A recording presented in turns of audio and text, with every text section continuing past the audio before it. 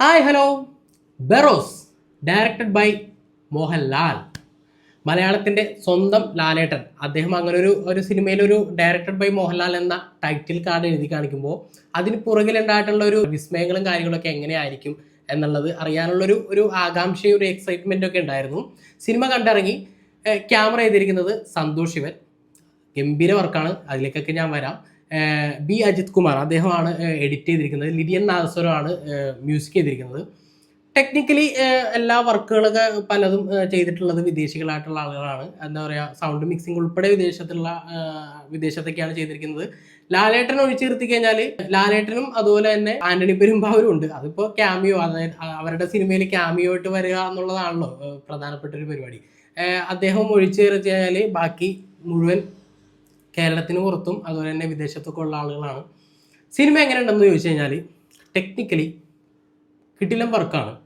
എന്ന് വെച്ചാൽ നമുക്ക് കുറ്റം പറയാൻ തോന്നില്ല. കാരണം നന്നായിട്ട് ഹാർഡ് വർക്ക് ചെയ്തിട്ടുണ്ടെന്ന് നമുക്ക് സിനിമ കാണുമ്പോൾ മനസ്സിലാവും. നല്ല visual quality, 3D amazing 3D. നമ്മൾ 2Dയിൽ നിന്ന് 3Dയിലോട്ട് കൺവേർട്ട് ചെയ്യാറാണല്ലോ പതിവ് ഹിന്ദി സിനിമകൾ പലതും. അപ്പോൾ എന്താ പറയുക, നമ്മൾ കാണുമ്പോൾ ഒരു ബ്ലറർ തോന്നും, ഒരു ക്ലാരിറ്റി കുറവൊക്കെ ഫീൽ ചെയ്യും. പക്ഷേ ഇവിടെ അങ്ങനെയുള്ള ഒരു പ്രശ്നങ്ങളുമില്ല. നല്ല ക്ലാരിറ്റി വിഷ്വൽസ്. പിന്നെ സന്തോഷ് ശിവൻ ഗംഭീരമായിട്ട് ക്യാമറ ചെയ്തിട്ടുണ്ട്. അദ്ദേഹം അറിയാലോ, നമ്മൾ ഒരു ക്യാമറ വെക്കുമ്പോൾ അത് നല്ല കിട്ടില്ല ഫ്രെയിമിലായിരിക്കും അദ്ദേഹം വെക്കുക. അത് വെറുതെ വെച്ചാലും അങ്ങനെ ആവുമെന്ന് എനിക്ക് തോന്നുന്നു. അത്രയും കിടിലൻ ക്യാമറമാനാണല്ലോ. നമ്മൾ ലെജൻഡ് എന്ന് തന്നെ വിശേഷിപ്പിക്കണം. കിടിലൻ ക്യാമറ വർക്ക്. എഡിറ്റിംഗ് കൊള്ളാം, പക്ഷേ കുറച്ച് പ്രശ്നങ്ങളുണ്ട് എഡിറ്റിങ്ങിൽ. അതിലേക്ക് ഞാൻ വരാം, നെഗറ്റീവ്സിലേക്ക് വരുമ്പോൾ ഞാൻ പറയാം. പക്ഷേ എനിക്ക് ഈ പടത്തിന് കുറച്ച് നെഗറ്റീവ്സ് ഉണ്ട്, പക്ഷെ അത് ഇങ്ങനെ പറയാനായിട്ട് എനിക്ക് തോന്നുന്നില്ല. കാരണം അത്ര എഫർട്ട് അവർ എടുത്തിട്ടുണ്ട്. നമുക്ക് സിനിമ കാണുമ്പോൾ മനസ്സിലാവും. സിനിമ പ്രശ്നം എന്താ വെച്ചാൽ, ഞാൻ പറഞ്ഞില്ലേ, ടെക്നിക്കലി ഗംഭീര സിനിമയാണ്. എന്താ പറയുക, ബാക്ക്ഗ്രൗണ്ട് സ്കോർ ഉൾപ്പെടെ ബാക്ക്ഗ്രൗണ്ട് സ്കോർ നല്ല വർക്കാണ് കേട്ടോ. കാരണം നമുക്ക് ഇന്ത്യൻ സിനിമയിൽ പലയിടത്തും കാണാത്ത തരത്തിലുള്ള ഒരു വർക്ക് നമുക്ക് ബാക്ക്ഗ്രൗണ്ട് സ്കോറിൽ കാണാൻ പറ്റും. നല്ല രസമായിട്ട് തന്നെ വന്നിട്ടുണ്ട് വിഷ്വൽസ് എല്ലാം. പക്ഷെ സിനിമ അവർ കൂടുതൽ ഇമ്പോർട്ടൻ്റ് കൊടുത്തിട്ടുള്ളത് ഇമോഷൻസിനാണെന്നാണ് എനിക്ക് കണ്ടപ്പോൾ തോന്നിയത്. കാരണം സിനിമ തുടങ്ങുന്നത് കുട്ടികൾക്ക് വേണ്ടി എന്ന് പറയുമ്പോൾ സിനിമ തുടങ്ങുന്നത് ആ രീതിയിൽ തന്നെയാണ്, കുട്ടികൾക്ക് വേണ്ടിയിട്ടുള്ള രീതിയിൽ തന്നെയാണ് സിനിമ തുടങ്ങുന്നത്. പക്ഷേ കുറച്ചങ്ങ് പോകുമ്പോൾ ഇൻ്റർവെല്ലിനോട് അടുക്ക പിടിച്ചൊക്കെ വരുമ്പോഴത്തേക്കും സിനിമ കുറച്ചും കൂടി ഇമോഷണലി ഒരു പരിപാടിയാണ് പിടിച്ചേക്കുന്നത്. സെക്കൻഡ് ഹാഫ് മുഴുവൻ അങ്ങനെ തന്നെയാണ്. അപ്പോൾ ഇപ്പോഴത്തെ കുട്ടികൾ എന്ന് പറയുമ്പോൾ കുറേ കൂടി അപ്ഡേറ്റഡ് ആണ്. അവർ ഈ പറയുന്ന ഇപ്പോൾ നമ്മുടെ മലയാളത്തിൽ തന്നെ എന്താ പറയുക, മിന്നൽ മുരളി അങ്ങനത്തെ കുറേ സിനിമകളൊക്കെ വന്നു പോയിട്ട്, അപ്പോൾ അവരൊക്കെ എൻജോയ് ചെയ്യുന്നത് ആ ഒരു രീതിയിലായിരിക്കും.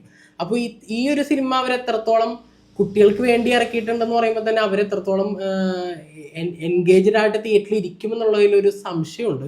ഫാമിലി ഓഡിയൻസിന് നന്നായിട്ട് തന്നെ വർക്കാവും. കാരണം ഒരു വിഷ്വൽ ട്രീറ്റ് ഒരുക്കി വെച്ചിട്ടുണ്ട്. നല്ല വിഷ്വൽ ട്രീറ്റ് ആണ്. പക്ഷെ ആ വിഷ്വൽ ട്രീറ്റിന് പുറമെ കുട്ടികൾ എത്രത്തോളം എൻഗേജ്ഡ് ആയിട്ടിരിക്കും, അല്ലെങ്കിൽ കുട്ടികളെന്നല്ല മുതിർന്നവരും എൻഗേജ്ഡ് ആയിട്ടിരിക്കും എന്നുള്ളത്, മുഴുവനായിട്ട് എൻഗേജ്ഡ് ആയിട്ടിരിക്കും എന്നുള്ളത് സംശയമാണ്.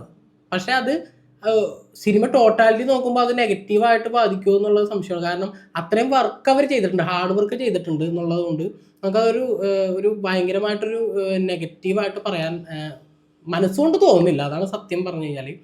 പിന്നെ എന്താ പറയുക, ലാലേട്ടൻ്റെ പെർഫോമൻസ്, ആ ഒരു ആറ്റിറ്റ്യൂഡ്, ഒരു ഭൂതം എന്ന് പറഞ്ഞൊരു ക്യാരക്ടറിൻ്റെ ആറ്റിറ്റ്യൂഡ് ഗംഭീരമായിട്ട് പിടിച്ചിട്ടുണ്ട്. പിന്നെ സന്തോഷ് ശിവൻ ഗംഭീരമായിട്ട് അതൊക്കെ പകർത്തിയിട്ടുണ്ട്. എഡിറ്റിങ്ങിലേക്ക് വരുമ്പോൾ കുട്ടികൾക്ക് വേണ്ടി എന്ന് പറഞ്ഞ് ചെയ്തതിൻ്റെ പേരിലാണെന്ന് തോന്നുന്നു. അവർ ഓരോ ഷോട്ട് ഭയങ്കര ലെങ്തി ഷോട്ടുകളാണ്. എന്താ വെച്ചാൽ ഷോട്ടുകളുടെ ദൈർഘ്യം കുറച്ച് കൂടുതലാണ്. അപ്പോൾ എന്താ വെച്ചാൽ നമുക്ക് കുറച്ചുകൂടി വലിച്ചിൽ ഫീൽ ചെയ്യും. അത് പ്രത്യേകിച്ച് സെക്കൻഡ് ഹാഫിലേക്ക് ഭയങ്കരമായൊരു വലിച്ചിൽ ഫീൽ ചെയ്യുന്നുണ്ട്. അത് കുട്ടികൾക്ക് വേണ്ടി ഇറക്കിയതുകൊണ്ടാണോ എന്നറിയില്ല. പക്ഷേ നമ്മൾ എപ്പോഴും മനസ്സിലാക്കേണ്ടത്, നമ്മൾ ഇപ്പോഴത്തെ കുട്ടികളൊക്കെ ഭയങ്കരമായിട്ട് അപ്ഡേറ്റഡ് ആയിട്ടുള്ള, എന്താ വെച്ചാൽ വിദേശ സിനിമകളൊക്കെ കണ്ട് നന്നായിട്ട് അപ്ഡേറ്റഡ് ആയിട്ടുള്ള കുട്ടികളുടെ മുമ്പിലേക്ക് അവർക്ക് വേണ്ടി എന്ന് പറഞ്ഞിങ്ങനെ വലിച്ചു വെക്കുന്ന ഷോട്ടുകൾ വരുമ്പോൾ ഇത്തിരി അസഹനീയമായിട്ട് തോന്നും, പ്രത്യേകിച്ച് മുതിർന്നവർക്ക്. അതൊരു ഇത്തിരി പോരായ്മയായിട്ട് എനിക്ക് തോന്നി.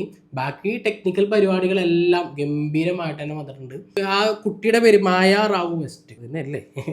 അപ്പോൾ അവർ രസമായിട്ട് ചെയ്തിട്ടുണ്ട്. പിന്നെ ഇതിലെ പ്രധാന ഒരു കഥാപാത്രം വൂഡു അടിപൊളിയായിരുന്നു. എന്ന് വെച്ചാൽ അതിന് കൊടുത്തിട്ടുള്ള ഒരു എന്താ പറയുക, ഒരു ഗ്രാഫിക്സ് പരിപാടി എല്ലാം നന്നായിട്ട്, അതിൻ്റെ സൗണ്ട് ആണെങ്കിലും ഡയലോഗ്സ് ആണെങ്കിലും ലാലേട്ടനുമായിട്ടുള്ളൊരു ബെറോസും ഈ വുഡും തമ്മിലുള്ളൊരു കോമ്പിനേഷൻ, കെമിസ്ട്രി പരിപാടിയൊക്കെ കിഡ് പരിപാടിയായിരുന്നു. എനിക്ക് തോന്നുന്നു കുറച്ച് എൻഗേജ്ഡ് ആയിട്ടിരിക്കുന്ന സമയം ഇവർ തമ്മിലുള്ള ഒരു കോമ്പിനേഷൻ സീൻസിലൊക്കെയാണ് രസമായിട്ട് ചെയ്തിട്ടുണ്ട്.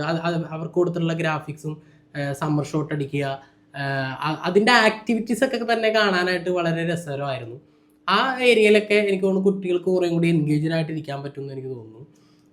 പെർഫോമൻസുകൾ ഓൾമോസ്റ്റ് എല്ലാം രസമായിട്ടുണ്ട്. പിന്നെ ഗുരു സോമസുന്ദരം ഒരു ചെറിയൊരു ക്യാരക്ടറിൽ വന്നിട്ടുണ്ട്. അത്ര ഇമ്പോർട്ടന്റ് ക്യാരക്ടർ ഒന്നുമല്ല. സിനിമ പറയുന്നത് 1600-1700 കാലഘട്ടങ്ങളിൽ ഉണ്ടായിട്ടുള്ള ഗോവയിൽ ഭരിച്ചിരുന്ന ഡിഗാമ എന്ന് പറയുന്ന വൈസ്രോയുടെ ഒരു കാലഘട്ടത്തിൽ നിന്നാണ് തുടങ്ങുന്നത്. അവിടെ നിന്ന് പിന്നെ ആ ഡിഗാമയുടെ 13ാമത്തെ തലമുറയിൽ വന്നിട്ടുള്ളതാണ് ആ പ്രധാനപ്പെട്ട ക്യാരക്ടർ ചെയ്തിട്ടുള്ള പെൺകുട്ടി. അപ്പോൾ അവരുടെ നിധി സൂക്ഷിപ്പുകാരനായിട്ടുള്ള ഒരു ഭൂതത്തിന്റെ ക്യാരക്ടറാണ് ബെറോസ് മോഹൻലാൽ ചെയ്യുന്നത്. അവര് അതിൽ പറഞ്ഞിരിക്കുന്ന സ്റ്റോറി ലൈനും അതിന്റെ എന്താ പറയാ പാസ്റ്റിൽ കാണിക്കുന്ന കാര്യങ്ങളൊക്കെ വളരെ രസകരമാണ്. എനിക്ക് പാസ്റ്റാണ് എനിക്ക് കുറച്ചുകൂടി ഗംഭീരമായിട്ട് തോന്നിയത്. അവിടെ കൊടുത്തിട്ടുള്ള ബാക്ക്ഗ്രൗണ്ട് സ്കോർ, എന്താ പറയാ എഡിറ്റിംഗ് ആയിക്കോട്ടെ, പാസ്റ്റിൽ നടക്കുന്നത് എനിക്ക് ഫുള്ളായിട്ട് എനിക്ക് എൻഗേജ്ഡ് ആയിട്ട് തോന്നി. ക്രിസ്മസ് അവധിക്കാലത്ത് തിയേറ്ററിൽ കാണാൻ കഴിയുന്ന തിയേറ്ററിൽ തന്നെ കാണേണ്ട ഒരു സിനിമയായിട്ടാണ് എനിക്ക് തോന്നിയത്. കാരണം അവർ ടെക്നിക്കലി അത്രയും നന്നായിട്ട് ഹാർഡ് വർക്ക് ചെയ്തിട്ടുണ്ടെന്ന് എനിക്ക് തോന്നിയിട്ടുണ്ട്. അപ്പോൾ തിയേറ്ററിൽ എൻജോയ് ചെയ്യാൻ കഴിയുന്ന ഒരു സിനിമയാണ്, കുറച്ച് നെഗറ്റീവ്സ് ഒഴിച്ചു നിർത്തി കഴിഞ്ഞാൽ. അപ്പോൾ മറ്റൊരു സിനിമയുടെ വിശേഷമായിട്ട് വീണ്ടും വരാം.